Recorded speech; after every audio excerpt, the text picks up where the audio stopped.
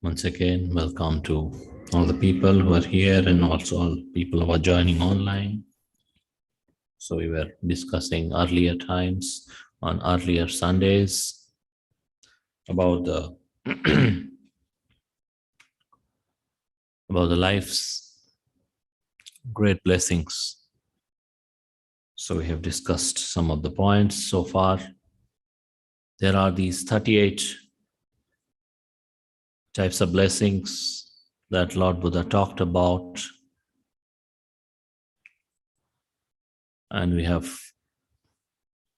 discussed in some of the earlier occasions, some of the earlier Sunday discourses, which are also available online. So if you wish to listen to them, you can go and listen. And then comes to this point where,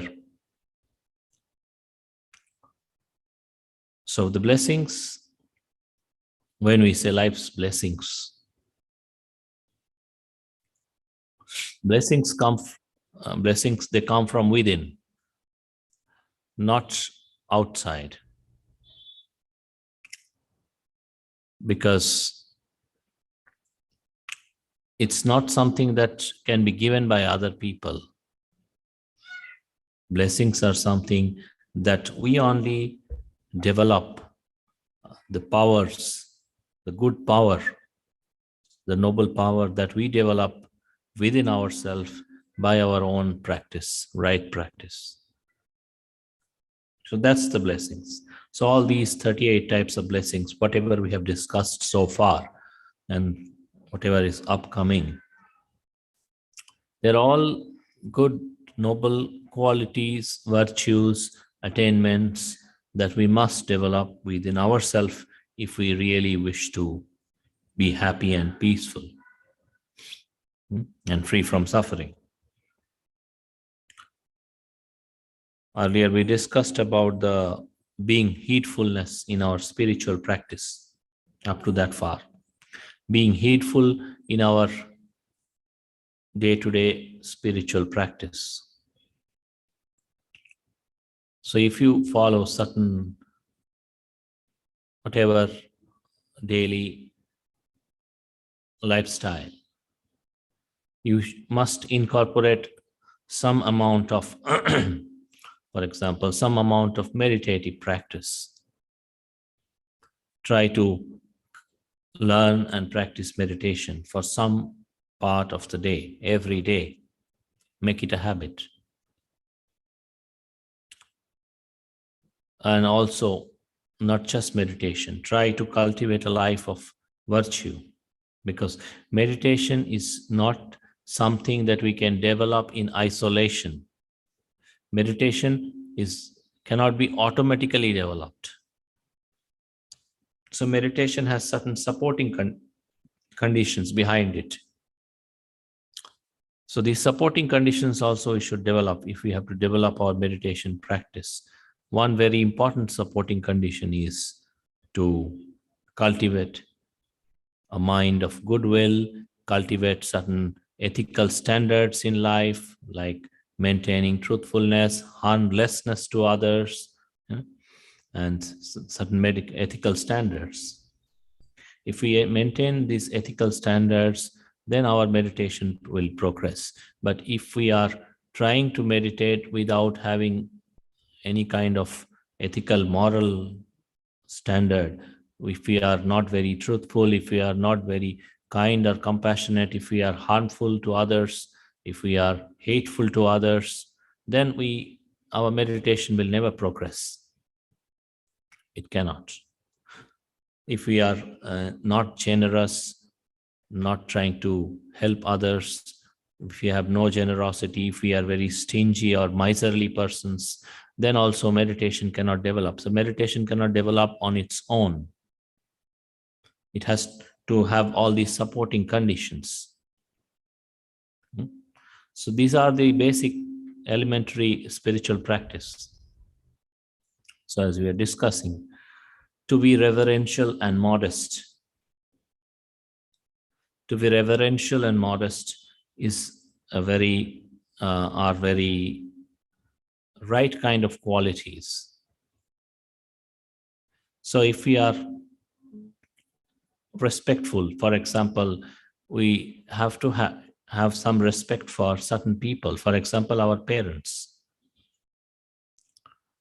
So if we are reverential, respectful to our parents, or to the people like our teachers or our people who are trying to teach us something good, trying to guide us in the right way, or being kind to us, or being helpful to us. So being reverential and modest, and also being modest, because either we are modest or we are arrogant. So if we are arrogant, then we tend to lose a lot of good qualities. This arrogance or too much of pride and all these things, it tends to dry out our good qualities. Even if we have certain good qualities, even if we are good persons in certain ways, but if we end up being too much arrogant or proud, or or that haughtiness, then it tends to go away from us. So being modest. People have to maintain, for example, if people have to maintain good relationship within their own family, within the family members, they have to have some level of modesty. They can't talk to each and everyone arrogantly. If, for example, if the parents talk to the children arrogantly all the time, or children talk to their parents arrogantly all the time, then that family will have a lot of fighting and quarrels, and no peace, no happiness. Yeah? So everybody needs to maintain some level of modesty. So, say for example, now here in this monastery, we have nearly 40 monks, some elder ones, some younger ones. We have nearly 40 monks, but we don't fight with each other all day long. We don't. Why? Because the elder ones and the younger ones both try to be modest towards each other. Both try to be kind and compassionate towards each other. So we don't have to fight with each other. Even if there is a problem, we can solve it through peaceful discussions. We don't have to fight and harm and wound each other or injure each other to do this. People with 3 people, 4 people, sometimes even 2 people live in a house, but they can't live peacefully. Here nearly 40 people live, but we live peacefully. Because these are the things. Peacefulness doesn't come from trees. Peacefulness doesn't fall from the sky. Peacefulness comes from our attitude, right practice. So being modest. Then also cultivating a mind of santuti. Santuti is being contented with our life. We should all aspire to do certain things. For example, the students, when they are studying, they should have certain goals for their studies. They should try to accomplish their studies, fulfill their studies in a proper manner. They shouldn't be neglectful in their studies. When the people are working in a company or doing a job, they should try to do it in the best possible manner, develop those skills. If you are running a business, you should try to run your business in a way that is profitable. So everybody, or if you are maintaining a house, then you should try to maintain, say, for example, people who are running the house, they should try to run the house in such a way that all the family members are treated properly, fairly. Nobody is neglected. It's not that people are not taking care, neglecting someone or giving trouble to others. So everybody has certain responsibilities. So we monks also, when we live here, we take care of each other. In good times or in bad times, in happiness or in unhappiness, in good health or in bad health, we take care of each other. But then one fundamental aspect of it is to have some level of contentment. Aspiring to do good in one's life is essential, but sometimes people tend to overdo that. People tend to overdo that because people don't know where to start, where to begin, and where to end. They just end up doing it too much. So if people, say for example, people who are a student who is reasonably good in studies should put forth effort to be better than what he is now. But then if he suddenly wishes to become the topper by the next month, he's just a mediocre student, then it becomes a cause of suffering. We cannot. You have to have some time. If you want to be a topper in the class, you have to give yourself certain time to develop yourself. You cannot expect just in a month I will become the topper in next 1 month. It doesn't happen like this. So people, wherever they are, they should have also some level of contentment, what they have. Because if sometimes it happens with people, they have certain good things. I have seen people, they go to watch movies, for example, or they go out with friends many times. And then when they go to watch a movie, go out with friends, they are unhappy with this or that. So even if they are with their friends, even if they are with their friends or relatives or families or things, they can't really enjoy. They're always dissatisfied. That comes from discontentment. This is what we need to look into. So if we are having something, we should also have something contented. There are people who have enormous amount of wealth. Then there are people who have nothing.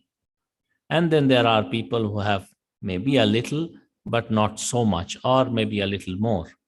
But wherever they are, they should have some level of contentment. If suddenly somebody, anybody, any person, whether it's a rich person or a poor person, they become discontented, so equally they are unhappy.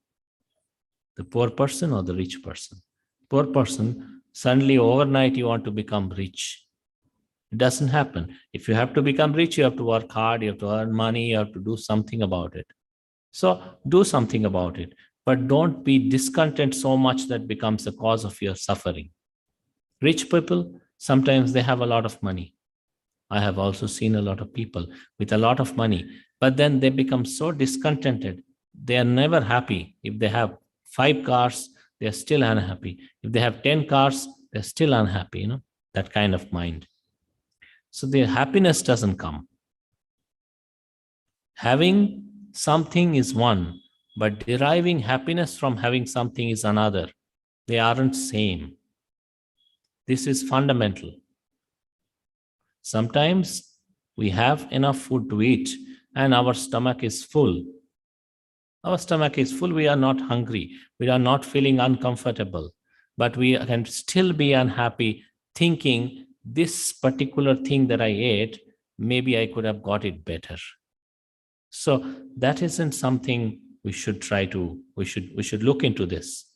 We should be careful about. So sometimes people have their stomach full, but their mind not full. And that's a problem with people, a lot of people. So being contented is a very, very fundamental thing.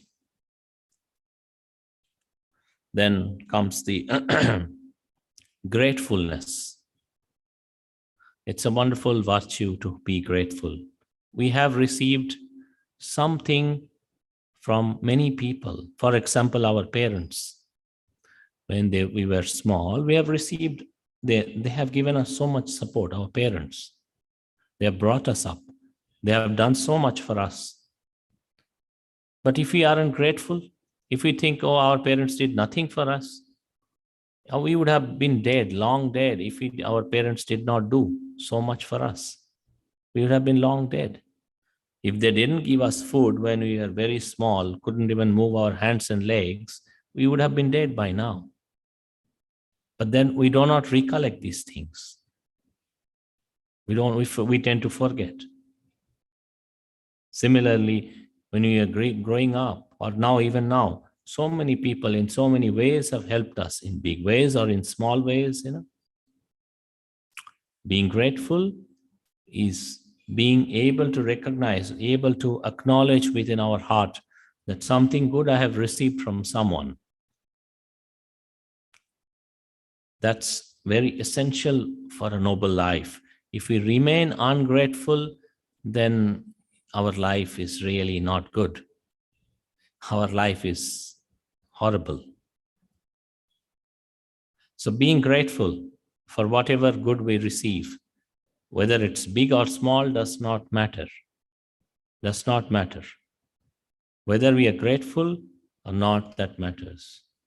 In this world, we have received support or assistance or help or something from somewhere, many times, from many places, starting from our own parents. So if we are grateful, then we are likely to receive back those good things again and again. But if we aren't, then whatever we have received will also gradually go away, because people don't really recognize an ungrateful person. People don't really appreciate an ungrateful person for too long. Sometimes even parents don't appreciate their children if they're too ungrateful to leave, what to talk of other people. So if we wish to continue to receive good things, then we should cultivate gratefulness. That's one of the signs. That's one of the sign of a noble person, good person, gratefulness. If we have gratefulness, then we are good people. If we are ungrateful, no matter what you do, how big or small you are still not a good person. Simple as that. Ungrateful people can never be good. Then next point comes is to listen to something good. For example, some people come here on Sundays regularly to listen to the discourse, to listen to something good. When you listen to something good one time, 2 times, 3 times, time and time again, what happens? Whatever good you listen, you are able to remember. Whatever good you listen, you are able to understand their deeper meanings. Whatever good you listen and able to understand, you will be able to cultivate those good things in your life.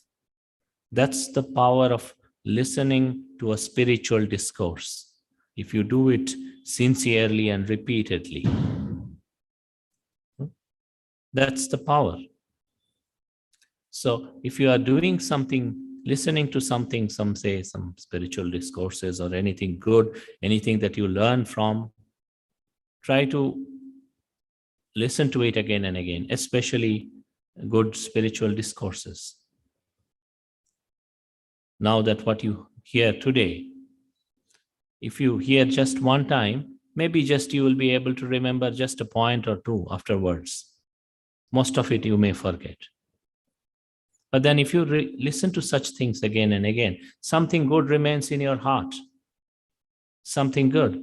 And then you listen to it again and again, and those good things remain in your heart. Those good things reflect in your lives. It's like building up a house. A house, when you build, you don't build overnight. You have to start from scratches. You have to build brick by brick. That's how house is built. So good things, people want their lives to be good. People want to follow good things, but then themselves, they don't give their enough time to themselves, enough practice to themselves, enough effort for themselves. Then where will the goodness come from? It doesn't come from anywhere else. It's not given by other people. It doesn't fall from the sky. It comes from our own repeated good practice. So that's being time to time listening to the spiritual discourses. That itself is a blessing, because our mind will become wiser. Our lot of doubts will get cleared. A lot of good things will be able to remember, and then ultimately cultivate those good things in our life. Then being patient. Khanti is patience. We have to have patience. Even if we want to achieve anything good, we have to have a lot of patience, because the good things take time. Big things take time, whether it is in the material life or in the spiritual life. Everything good or big, it takes time. So being patient, and then open to correction. Sobachasata, open to correction. That's a very fundamental thing. A lot of the times, people aren't really open to correction. If they make a mistake, if others were to tell them that this is something which you did wasn't right, then they are not really open to it. They don't acknowledge their mistakes. This is very fundamental. If you really wish to achieve anything great, you must be open to correction.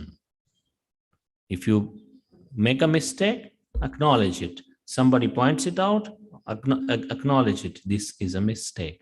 I would do better next time. Open to correction.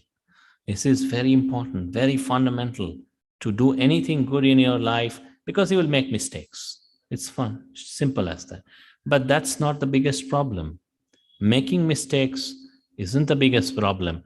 Not trying to rectify those mistakes is the bigger problem. We can make mistakes, that's fine, because sometimes we don't know how to do. Our wisdom is not perfect. Our skills are not perfect, whether it is in the material day-to-day things or in the spiritual life. It may not be, but that's not the biggest problem. But if we have somebody to tell us, you can do it better, you can do it like this, then it gets better. This is where you are making a mistake. Don't do it. Try to avoid it. We shouldn't close our minds. That's where people go wrong, a lot of the people. They close their minds. They're not willing to listen to their faults. But then if someone truly shows us our faults, remember this, if someone truly shows us our faults, they are showing us a hidden treasure. Because they are showing us what? Hidden treasure. Because those faults are the ones that are making our life miserable. So they are showing us those faults. You remove them, your life can be bright. Your life can be wonderful. They're showing us the treasure. If somebody is pointing to our fault and saying, this is where you must make good of, you must get better, this is where you have to do, then they are showing us a path to become good, to become better, to become more efficient or more skillful or whatever.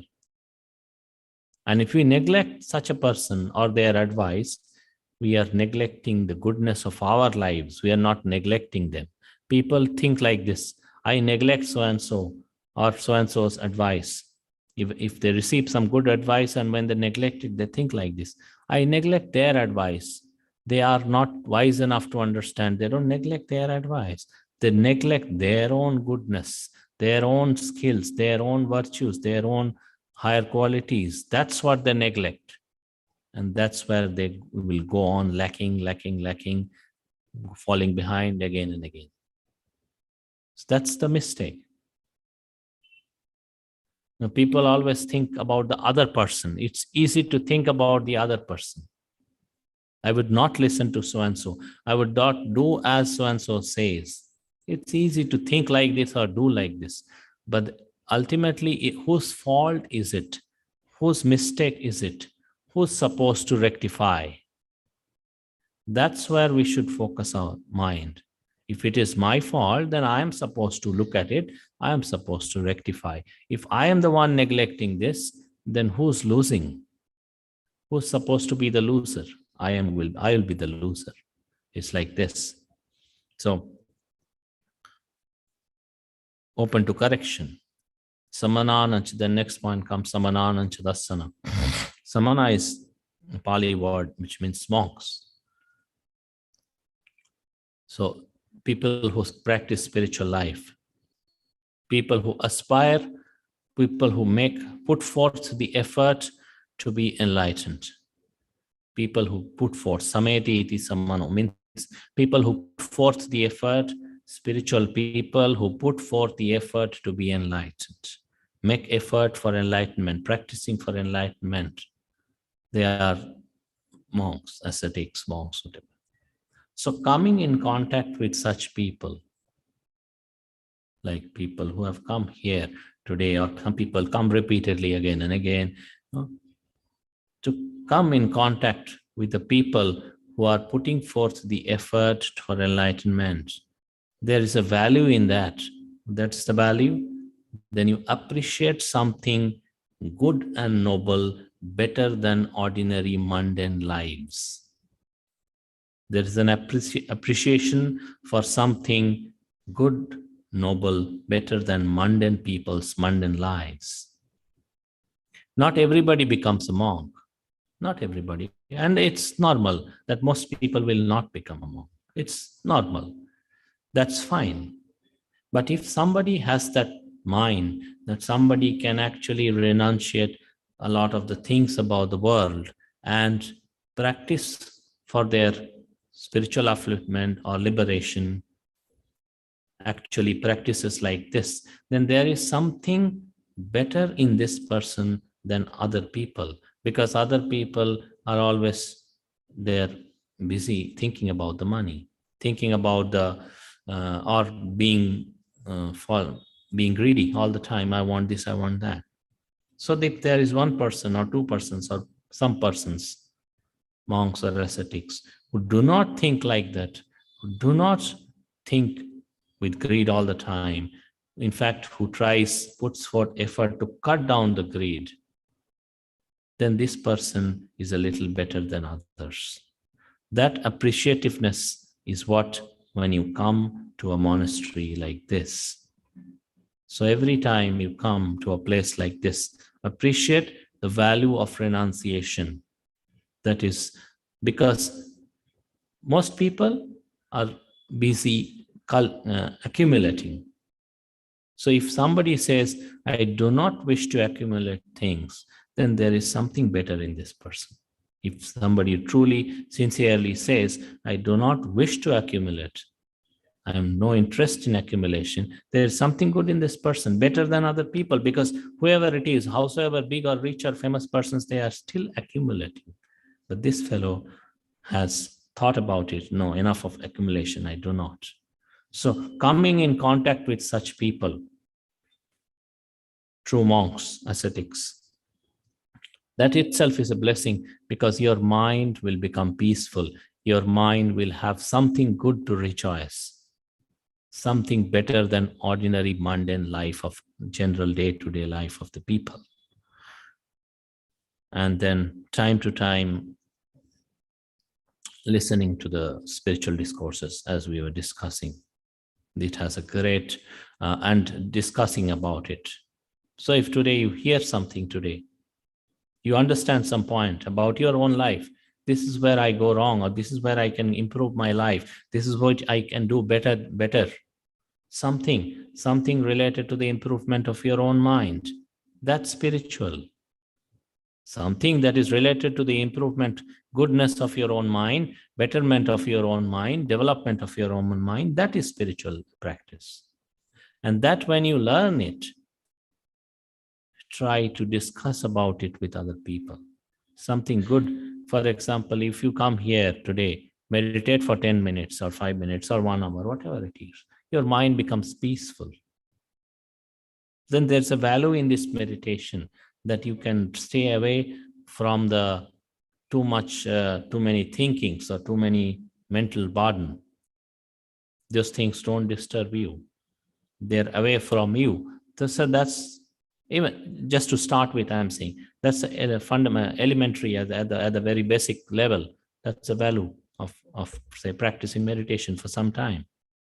So when you understand, acknowledge, okay, I went there, I meditated for some time, and my mind was peaceful. My mind was free from distractions. My mind was not burdened. I was at ease, even for those 10 or 20 minutes. My mind was at ease. There is something better. This is something better than other things. So as you acknowledge this, make it a point to discuss with like-minded people. Because something that good you receive, try to pass it on to like-minded people, not with all. Not with all. There are people who may not appreciate good and noble things, I say. May not.